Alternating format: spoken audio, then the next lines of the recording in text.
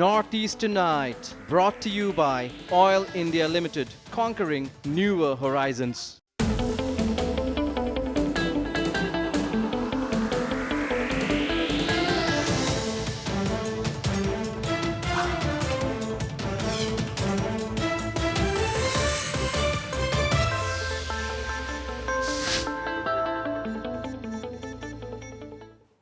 Hello and welcome to Notice Tonight, the show that decodes the region.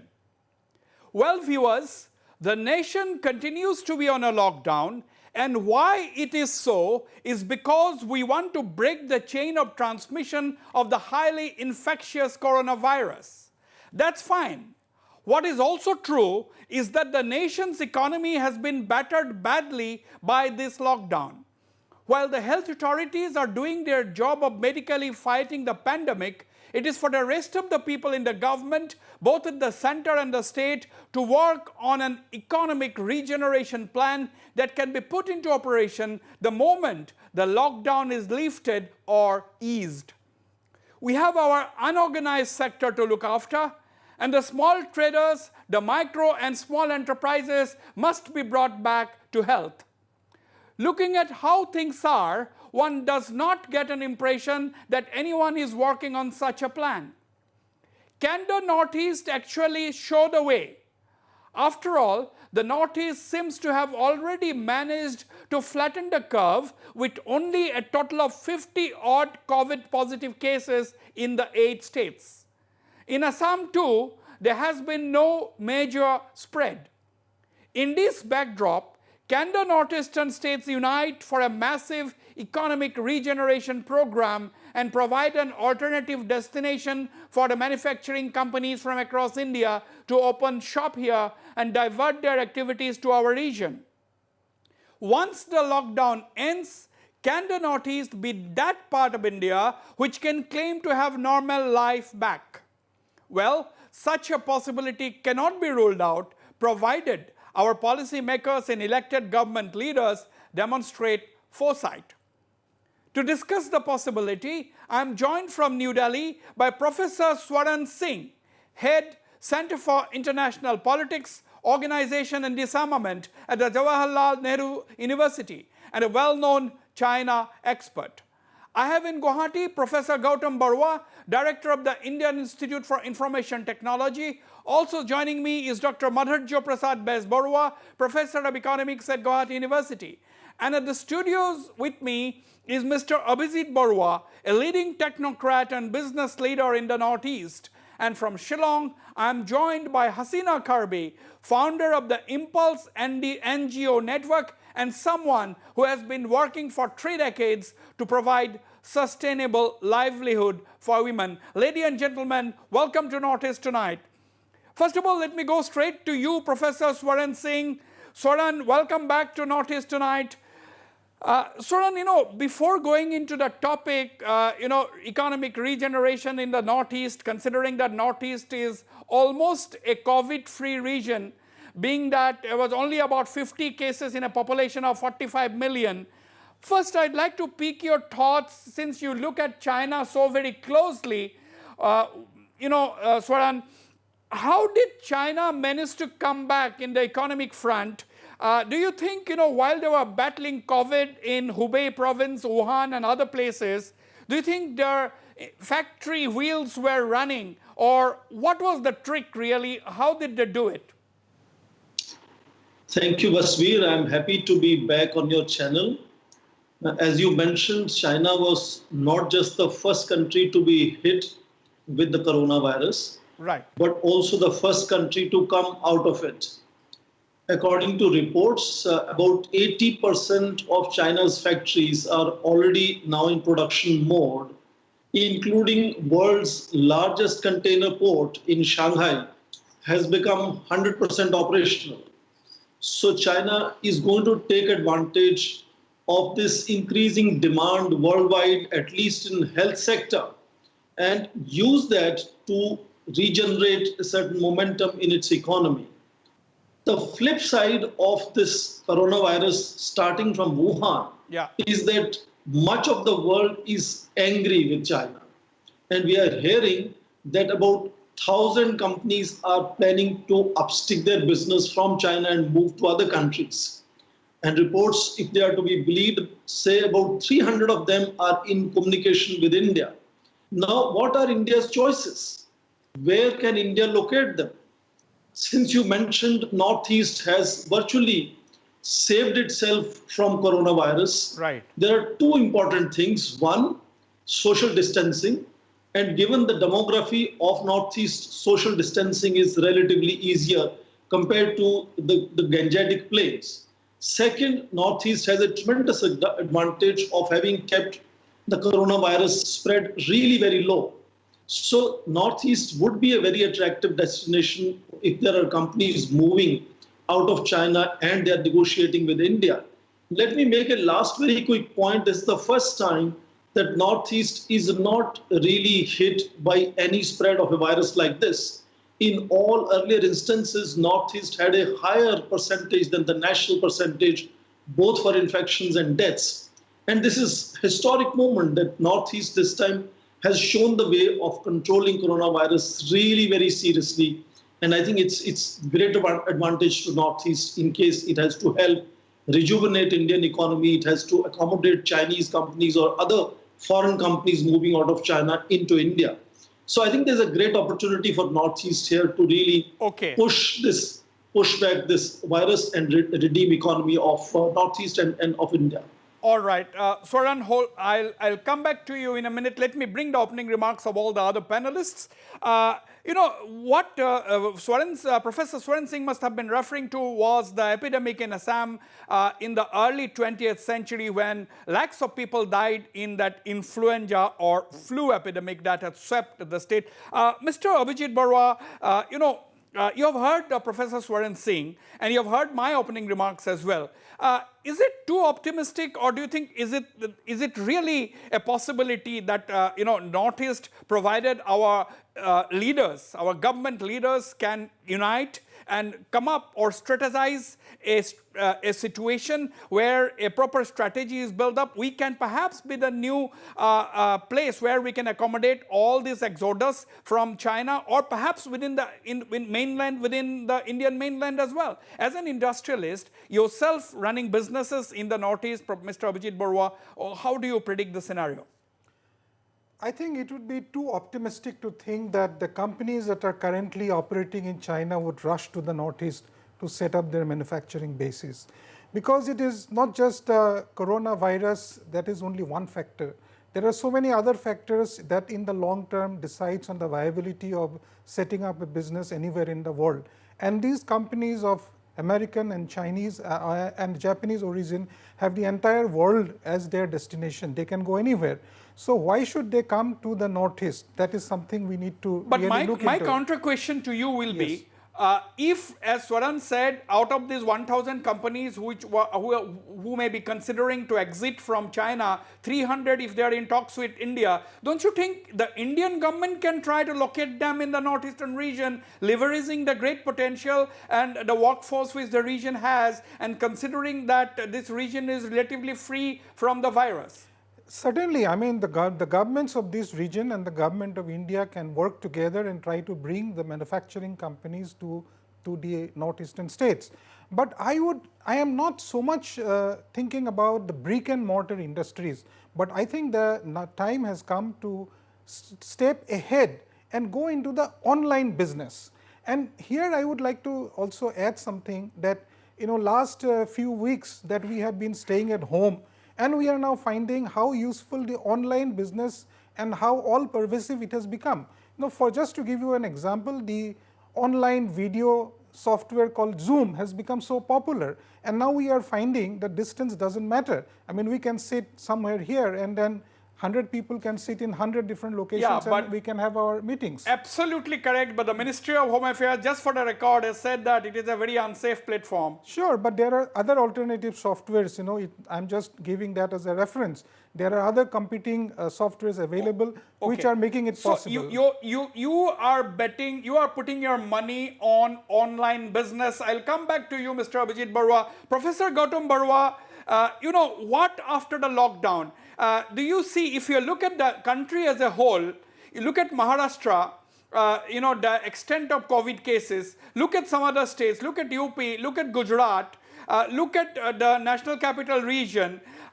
Considering if you do a comparative analysis, Professor Gautam Barua, where do we stand a better chance? What is our strength today, if I may ask the question in that way? Northeastern region.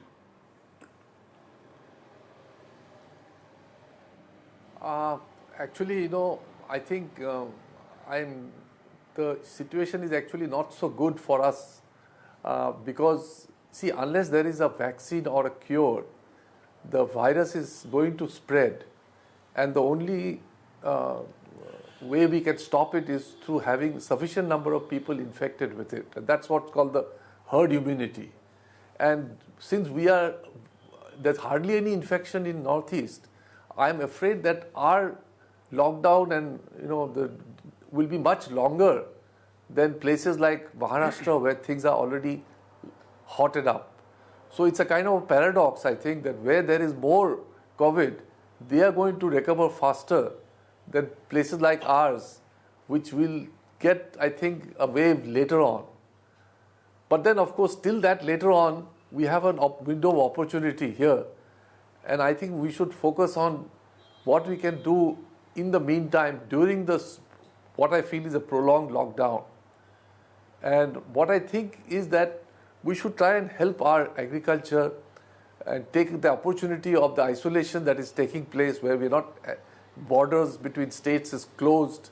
In fact, for example, till today, I think fish from outside the state is not being allowed to come in. Yeah. So it is an opportunity for the local fishermen to increase their production. Similarly, I think all vegetables, other food stuff, where the long and short, based produce. Professor Gautam Barua, the long and short of what you are basically saying is that we have to leverage on our own resources, which is agriculture, and basically agriculture based, since we are an agrarian economy. That is what you are laying your emphasis on. I'll come back to you. Before taking an opinion from the economist on the panel, Dr. Madhurya Besbarua, and open the debate, let me go to Hasina Karbi. Hasina, how do you see the future in the coming weeks? Because that is the reason why I had Professor Swaran Singh on this discussion today. You see, while battling COVID, China continued with its economic regeneration programs. Therefore, when COVID was under control, China could come back so quickly back on rails. Although their first quarter growth has down by 6.8%, the highest ever. I mean, that's much more than the prediction of 6.5% in the first quarter. We'll come back to that question to Swaran later on. But Hasina, what is your focus going to be as the debate's question is, after lockdown, what? Any after lockdown? The most important part, Wasbir, is that after the lockdown, we will see the most important aspect is that a lot of the businesses in the Northeast, especially when it comes to tourism, when it comes to travel and tourism will be largely affected. Because at least for the next 1.5 years, you will not find people traveling, not anywhere around the country or across borders, because it's still going to be a fight where health facilities is going to be the highest importance. So taking that into consideration, I think the most important way forward is the agriculture, which is still very rich in the Northeast, is one economy that needs to be strengthened. If you're looking at the present condition of the lockdown, most of the rural population, we still have what we call it the farmers market. The farmers market needs to be capitalized way forward. It needs to be engaged in a more structured manner where food. All right. I think there is an audio issue with Hasina Karbi. We'll come back to you, Hasina. We'll come back to you. We'll fix that audio with Hasina Karbi. We'll, if necessary, restart the live view and go ahead. Now, Professor Madhurya Besbarua, Madhurya, a lot of people, most of the panelists are focusing on agriculture and our local resources. And as you know, the tea industry is already back on track because maintaining social distance, the tea garden workers are already plucking the leaves. Now my question is, can we focus on one hand, we are getting visuals of people, farmers, destroying their agricultural products, agricultural produce because there are no buyers. On the other hand, in metros like in Guwahati and big cities, people don't have enough visitables. So what is going on, Professor Madhurya Besbarua?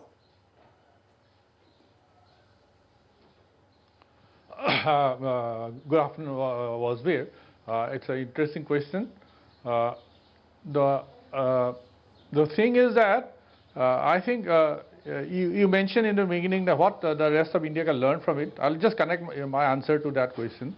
See, I think the government of Assam has done a good thing by allowing certain things, activities to be opened up. See, I mean, we don't see the end of this war against corona, but the lockdown cannot be obviously independent. So we're gradually opening up, say, agriculture and this kind of activities. But Wasbir, coming back to your question, you see, can you hear me? I can, carry on. Can you hear me? Loud and clear, carry on. Hello? Carry on, loud and clear, I can hear you. Okay. So you see, although the farmers can be in the field, the tea planters are going to be, I mean, tea garden is going to be there, you know, the fisheries can still open and so many things can happen. But, you know, just production is not everything. So there has to be a new way of, you know, certain other supporting services. So for instance, the farmer will require seeds, fertilizers and so on. And the farmer cannot come to a particular market. So how these are delivered? Secondly, farmers will produce goods which have to be brought to the market. There will be no such thing as a market so long as this lockdown or the social distancing is going on. So it's a huge management challenge. I believe the administrators should take it up. How they think about, you know, they'll have to think out of the box, think creatively, and think in consultation with the people involved. Right. So how to sort of channelize, how to make these activities successful. So government has done the right, first right step is that you're opening up these activities, and but next step is that how this activities actually become functional. You know, okay. It's not just the farmer going there and plowing the field and sitting. So we have to look after the entire Absolutely, a comprehensive policy is needed. That is what you were saying. Hasina Kharbi, before I'm coming to you, Professor Swaran Singh. Hasina Kharbi, the line got disrupted. If you can hear me now, you know, how to provide livelihoods to the people. Yeah, I can hear you, yeah. Yeah, you see, how to provide livelihood, how to start the economic regeneration, how to start the small businesses, how to start the medium enterprises. This is the big challenge now. Yes, definitely it's a big challenge. As I've mentioned earlier, that if we're looking at small businesses, let's look at travel and tourism, for instance. This is going to be the worst affected when it comes to the whole country, as well as the Northeast in particular, because we have seen over the years that every state has been promoting massive rural tourism and, you know, all form of tourism as an economic generating activities that was actually flourishing. But right. The fact that COVID-19, even if we flatten the curve, we will need to understand that this health issue, till we have a vaccine, which will take more than 18 months to more than a year, we will not find people traveling. So this is one sector that will need to be relooked, Wasbir, in terms of the rural economy, which is engaging in rural tourism and the whole travel industry. Right. And the relook into that, which means that the rural economy will need to look at food security. Food security is about strengthening the local farmers market, which wasn't existent, but it needs to be strategized very, very more efficiently. And a policy will have to be looked into that. All right. Learning from the lockdown, that a lot of farmers' products are not being able to get into the consumers. So that is something that district administration will have to work with the agriculture. Okay. And there has to be a PPP model, you know, where farmers market needs to be encouraged. Okay, I've got your opening points. You are basically emphasizing on how to channelize the local produce into the economy and where the farmers market can be the outlet. But the issue, Professor Swaran Singh, is that, we have to live with the coronavirus. It is not going to disappear one fine day after the lockdown ends. Now, how do we reconcile with the two? How do we keep our industry moving? What are the lessons that we need to learn from China? For example, the Chinese have given a massive tax and credit relief to those companies, those manufacturing firms which have been adversely affected by the virus. Tax relief and credit relief. Now, what is the lesson to be learned from China, Swaran? I think you're right. There are things that we can learn from other countries. First good lesson is that I think the argument of herd immunity is out of fashion now. It is not necessary that Northeast has to be also infected. If you remember, China had locked down 11 cities. Their big cities like Beijing or Shanghai were not affected. So same is true of United States, where East Coast is affected, but West Coast is able to take certain amount of control. You can see likewise the case of Spain, Germany, Italy. So first important thing is Northeast need not necessarily be infected from coronavirus. Second advantage is the density of population. Until we find the vaccine, the only solution is social distancing. And compared to the Gangetic Plains or Maharashtra or Gujarat or other big provinces, Northeast can easily maintain that social distancing, so it has that advantage. Third point very quickly is that this is a challenge where local administration and the provincial government, their leadership is going to be tested. No doubt union government can take big initiatives, can inject economic help, and therefore can contribute to it. But in fighting it on the ground, as you mentioned, the biggest challenge of unorganized sector to us, the livelihood, the health, education, law and order, basic things will have to be treated by provincial and district level administration. And I think this is an opportunity for Indian Federation, that the provincial governments and district level administration can show the leadership, and therefore the typical talk of Northeast being neglected by New Delhi perhaps will have a less of an impact in dealing with coronavirus. Okay. So when it comes to... I think that's very interesting point that Professor Swaran Singh is making.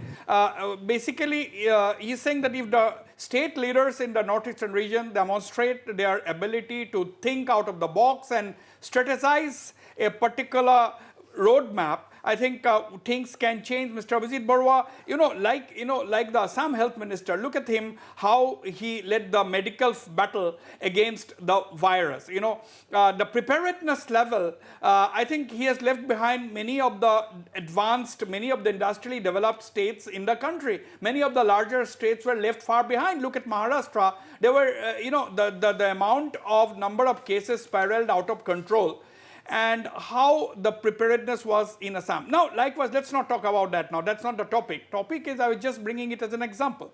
Suppose the leaders in the Northeast were to sit down and try to take advantage of this adverse situation, and have a vision. Do you think things can change? And if so, what are some of the areas that the governments in the Northeast should focus on, according to you?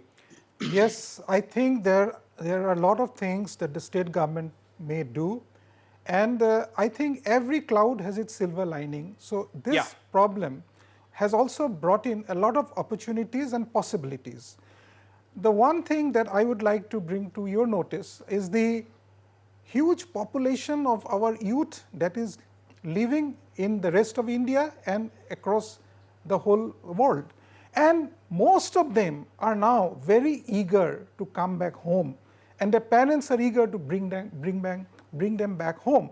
Now this is where, our young people who have got the technical expertise, who have been working in very advanced fields in Europe and USA, they are the people who can become the torchbearers of the economy of the Northeast.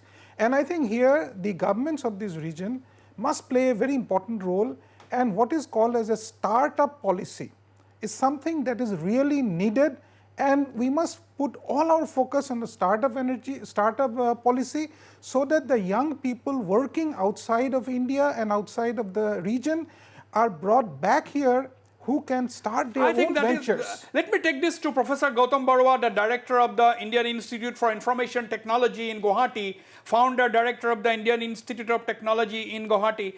Professor Gautam Barua, you know, now there is an estimate that anything between 5 to 6 lakh people from Assam alone are going to come back. You know, forget about the rest of the northeastern region. 5 to 6 lakh young men and women from Assam alone are waiting in different parts of the country to come back home once the lockdown ends. And you know, considering the situation, job loss or just the fear factor, many of them may not go back. You know how the family life is, how the parents are, that's a reality. You know, now in this kind of a situation, do you think there is enough scope for the government of Assam or in collaboration with the other governments in the Northeast to plan from right now itself? You know, the BPO industry, startups, and giving them a ready-made platform for these people to come and, you know, just start work again with full vigor. Yeah, okay. So there are two sides to this issue here. I think what you are talking about and what Abhijit has talked about is something which we have to plan for in the little bit in the future, in the sense that there's people have to come back, you know, and then they have to settle here, and then we have a new pool of manpower and how we can use it. And I think this is going to happen all over the world. Insularity, people are going to move back. For example, the US has just, you know, temporarily at least stopped immigration. So this is going to happen all over, but I want to focus a little bit before that. Right now, as you just mentioned, we are COVID-free practically, right? Yeah. Now, once these 5 lakh people come from outside Assam, we are going to be no longer COVID-free, let me assure you. So till they come, which hope maybe is another 2, 3, 4 months, I don't know, till they come, there is a window of opportunity. That is, we should now, since Assam is COVID-free and the entire Northeast is COVID-free, I think the government of Assam should start activity in almost full steam. We don't have to do lockdown anymore over here till people from outside don't come in. And this opportunity of, you know, lifting the lockdown, which is going against the government of India's general thing, will help us, because our economic activity will, you know, come back, and our poor people will become better off. And then when our other people come into the state, okay, then now, we'll have to fight the new battle I still again want to know with maybe a lockdown then. Right. I have to go for a quick break, but Professor Madhurya Besbarua and Hasina Karvi, you know, 20 seconds to both of you. Now, question is, what are the areas that the Northeastern government should focus on? Very quickly, just talk about the areas where we can focus on now, as Professor Gautam Barua was saying. What is it that we need to work on now? Madhurya. See, what we need, we need to work on having a data management. Can we? I think progressively more and more activities Hasina, hold on. Yeah. Okay. Madhurya, carry on. Yeah. That need to open up, and coming 6 lakhs or so young people coming back, I don't think it's necessarily advantage, because the labor market is going to be all, you know, flooded. Wages are going to go down. This is going to make things quite messy in a way. And of course, the technical ones they can start a startup, but vast majority of them are actually class 8 to, you know, high secondary kind of educated. They have gone there for work and all that. Problem. So they'll be. I think after some time they'll be very unhappy again. You know. So that is another dimension of the problem. We need to realize. Okay, that is a very practical thing which Professor Madhurya Besbarua is saying. It might be very messy because the unskilled people who will be coming back into their own state may not find jobs, or the wage market may come up. Before going for a break, Hasina Karvi, yes, what were you saying? Hasina.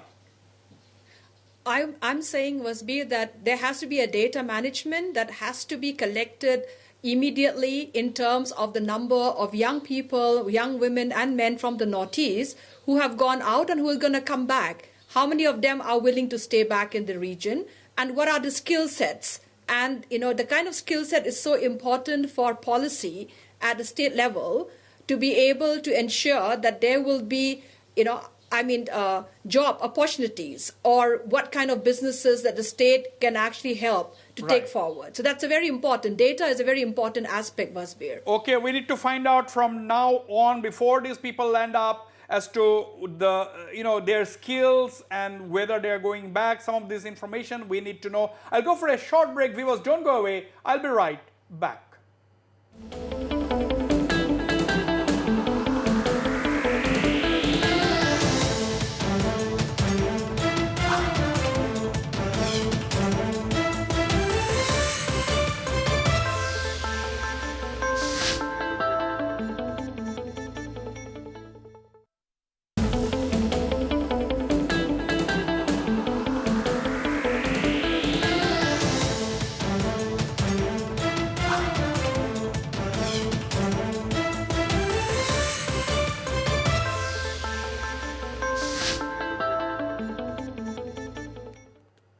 Welcome back. Let me go straight to you once again, Professor Swaran Singh in New Delhi. Professor Swaran Singh, I was going through a report only today.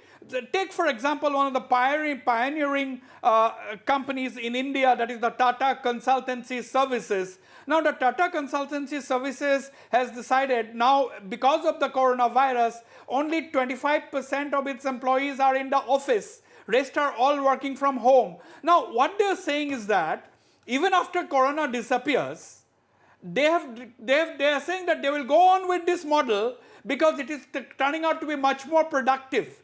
Now, they're saying that their employees need not have a definite geographical boundary. People working on a project need not be all together in one single location. So they can be in different parts of the country or different parts of the world and continue with a particular project assigned to them as a team.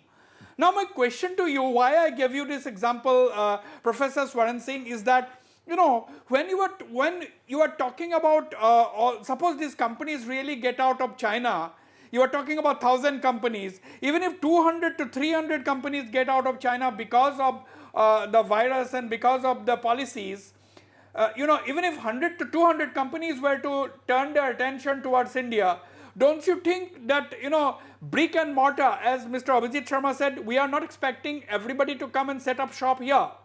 But they can utilize some of the services of skills of people here even without going to office. I think first point I want to underline is that you should notice that other than South Korea, India is a unique example of having kept the numbers really low so far. Right. So even if COVID could take longer time, we may not see its end very quickly, we may be able to keep figures really low, even in case of Northeast.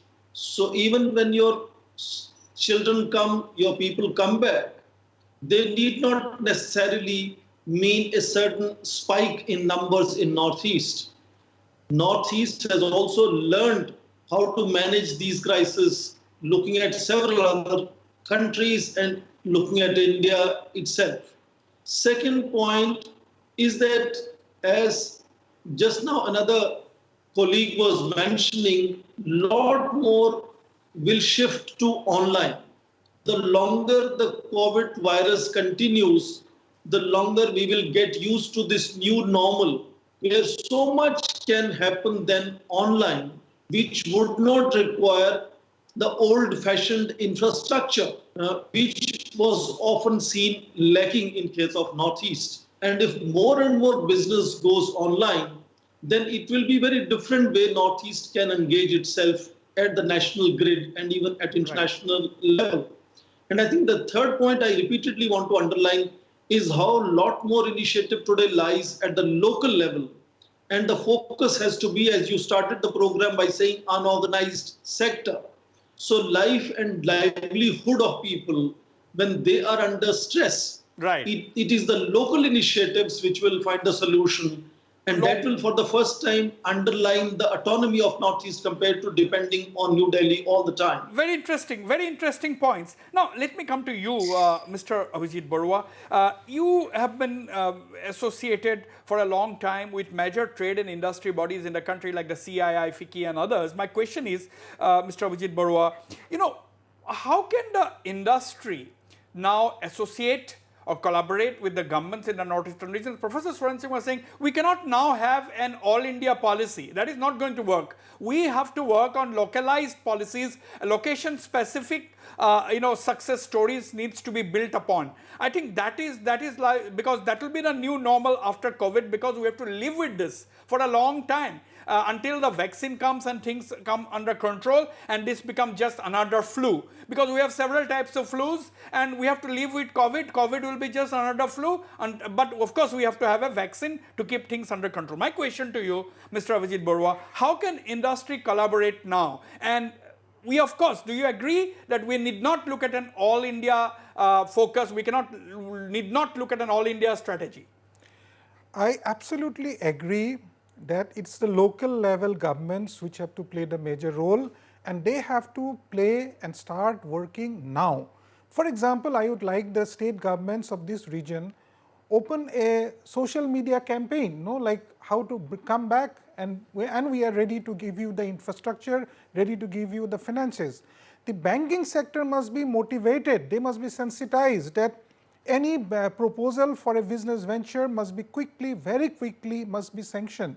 And also, this is somewhere I think we need to work closely, very closely with the banking sector, and also as a region, we need to work more closely with Bangladesh.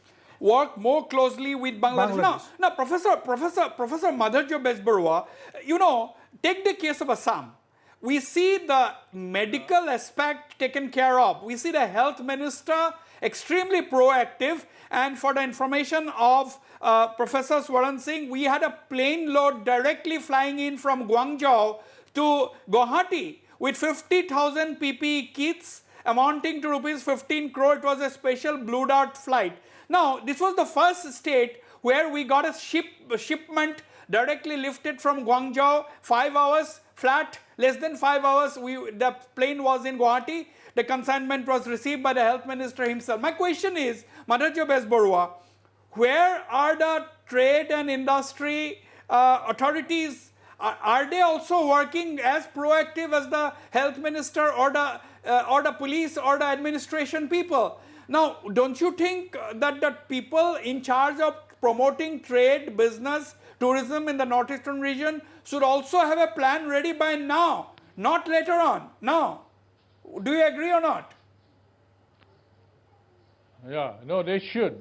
No, I absolutely agree that I have already mentioned in my earlier time when I came in, that we have opened up agriculture and those kind of things. Maybe next time we have to start restaurants, maybe in a different mode, not people go and sit there and all that. But for all these kind of activities to happen, now the business as usual or whatever the mode of functioning before the COVID thing came, it will not work. So we have to find out a way which is COVID, COVID compatible kind of a mode of management of various things.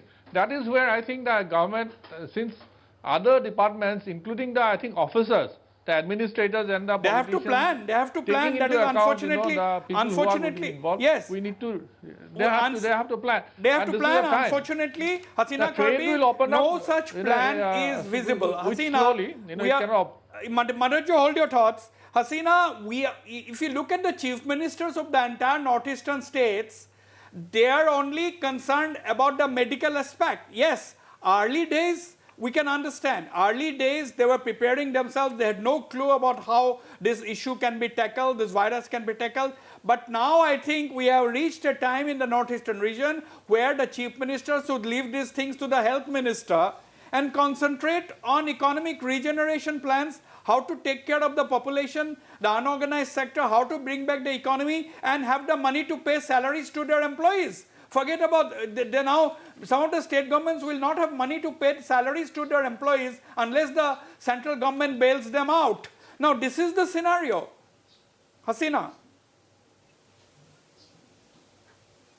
Yeah, so that's what I'm saying, Wasbir, that definitely health is a high priority, and it's time that the chief minister of each state needs to have a kind of a cooperated efforts where the other leaders who are looking at health and other aspect of of the ministry, I mean, they need to come together and start aligning the way forward.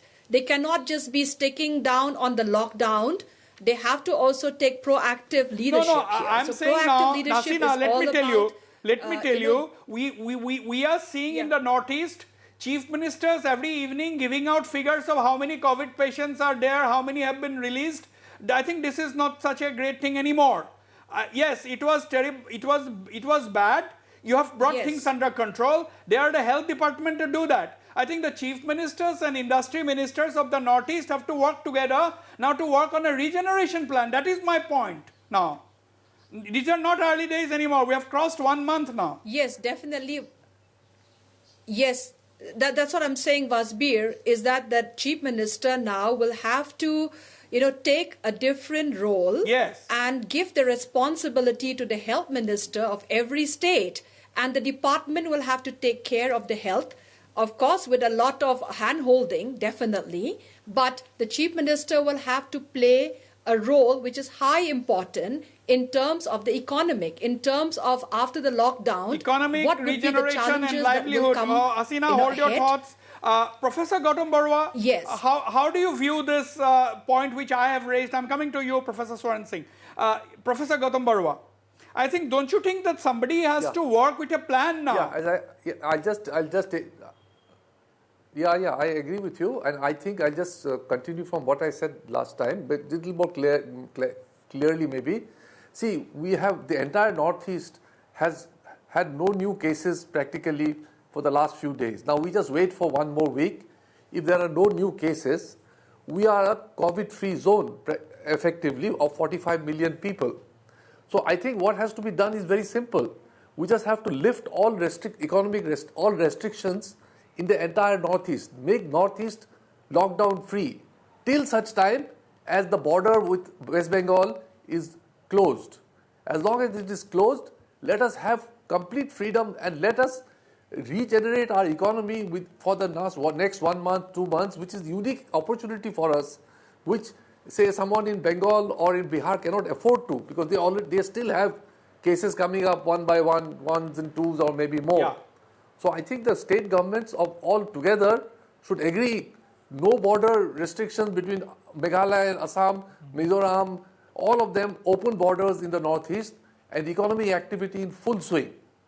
The only caveat I have here is that we should tell the people who are above 60 to maintain some kind of lockdown, because they are the most vulnerable part of the society. And keep the chicken neck locked. That little bit we should take. Yeah. And keep the chicken's neck locked for some more time. All right.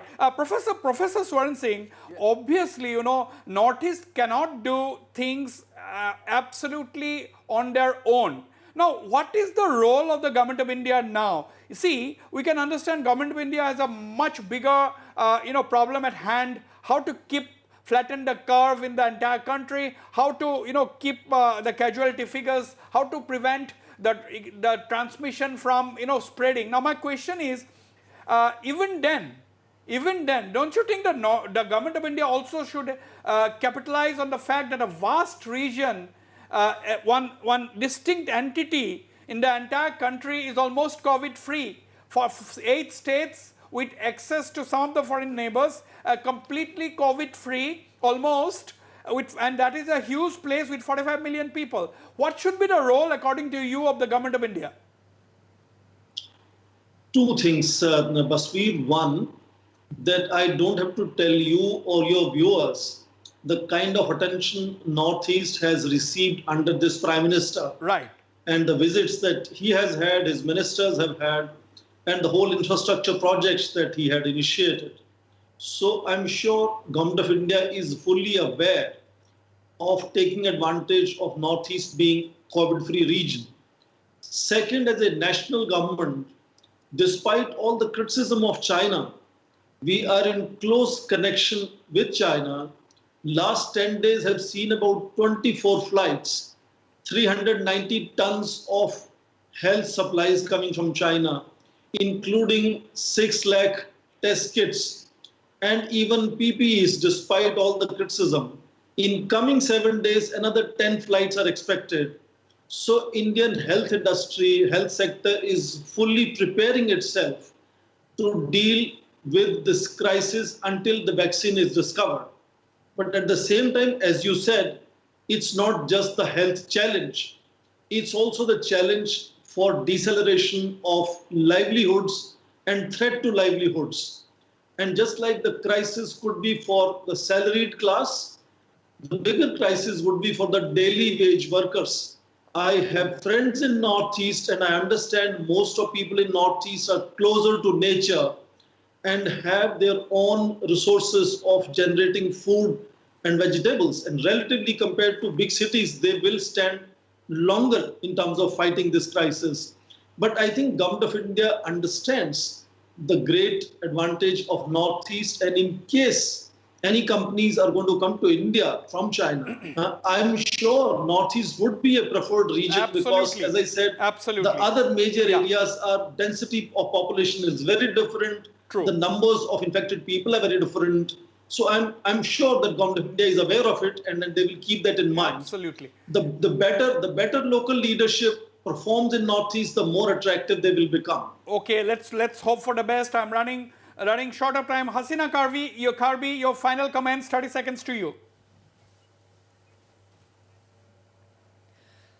I would say that the livelihood initiative will have to be mapped and studied very, very well when it comes to the Northeast, because locally there are different dynamics and different cultural contexts and different requirement and market requirements. So I think it's very important that the Northeast chief ministers needs to come together, think out of the box, come out with a plan that actually will help what the local level can actually progress forward after the lockdown is open, and at the same time take initiative collectively by approaching Government of India on some strategic support system that they can make it happen, not waiting for the central government to give them directives. It's very important to look from that point of view. Very important point.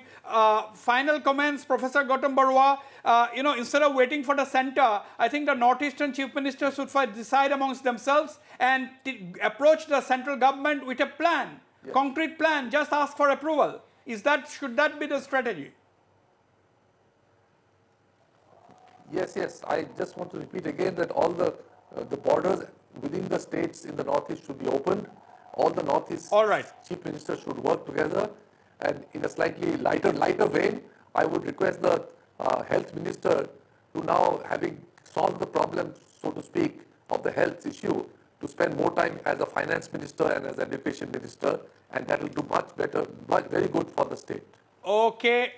That is a suggestion coming from Professor Gautam Barua. Madhurya Barua, your final comments.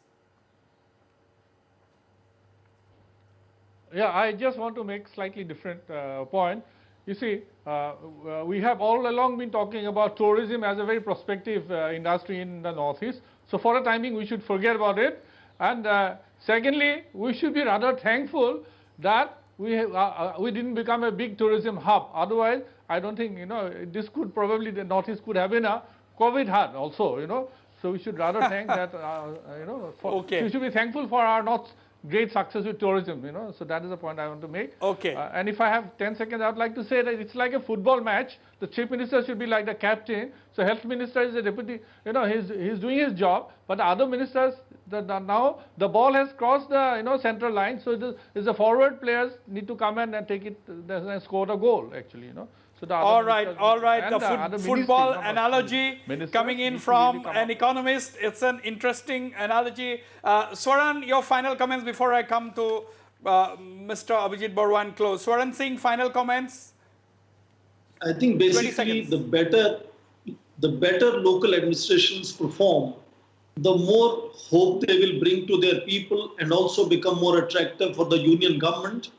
And of course, as you mentioned, maybe all the 8 states provincial chief ministers should come together and propose a plan to the central government and specify what kind of help they need from government of India. Absolutely. Northeastern Chief Ministers, Abhijit Barua, Northeastern Chief Ministers should work on a strategy. They have to think out of the box, prepare a plan that is workable in different states of the Northeast. This will be the Northeast Economic Regeneration Vision. Go to the central government, get clearance and start going because there is no time to waste. Final comments. I would like to give a very specific suggestion that the chief ministers should get together and go after the 300 Japanese companies and the US companies which want to move out of the China and come to India, and let us offer them a huge plot of, big plot of land somewhere maybe in near Agartala or Silchar, with the Chittagong port being nearby, which can be turned into little Japan, where maybe 10 or 20 or 30 Japanese companies can work together, or maybe some another place which can be turned into a little Korea, where 50 Korean companies can come together and start working together. So we have to make these tailor-made proposals which can attract these companies to come to the Northeast. I can only wish that this adverse situation that we are facing now turns into some kind of an opportunity. Always opportunities emerges from adversity. There is no end to stories like that all across the world. We only want vision and foresight from our elected representatives and the government leaders. I thank all my panelists for participating in this very engaging discussion and the viewers for watching the show. Good night and goodbye.